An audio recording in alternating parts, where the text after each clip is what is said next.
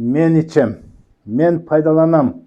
Мынаке органик, бул чеснок жана кызылча.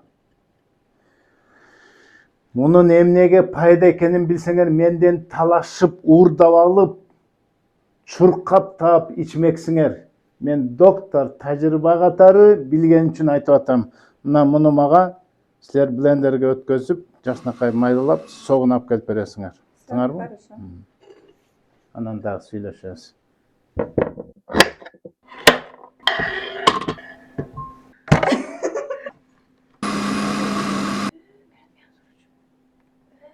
Биздин кызылча даяр болду.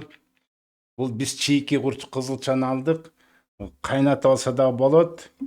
Бирок чийкиси пайдалуураак дейбиз. Кайнаткан бир аз баягы сахарный диабети барларга кичине күчтүүрөөк болуп калат. Мынакей биз буга кошобуз.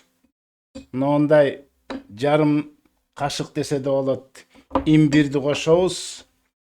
Анткени кызылча өзү суук болуп эсептелет. Кан басымын төмөндөтүп салышы мүмкүн. Күчтүү болгон, ызык болгон имбир муну нейтрал кылат, нейтрализовать этет. Эми бул кызылча жана башка имбирди билесиңер, составында укмуш элементтер бар. Кызылчаны авицинадагы, бул жанагы Гиппократтагы башка таапчылыктарда абдан күчтүү дарыга кошушкан. Бул өзү ракка пайда, кожа, тери ооруларына пайда, муун ооруларына пайда. Анткени бул кальцийни сиңимдүүлүгүнө жакшы алып келет. Мунун составында бетаин, оксид азота, афродизиак дегендер бар. Кстати, бул элементтер аялдарга айтып кетейин. Бул кан айланууга жана сосудтардын кеңейип, сонун кан жетүүгө сонун мүмкүнчүлүк болуп, эркектерге күч кошот туугандар. Андыктан сиз аялдарга дедиңиз го.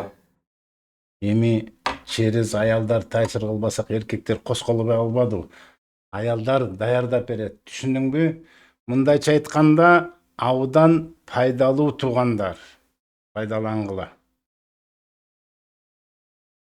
Баса эркектин экинчи жүрөгү каерде дечеле кана катталып жана добуш берип койгула. Ассаламу алейкум.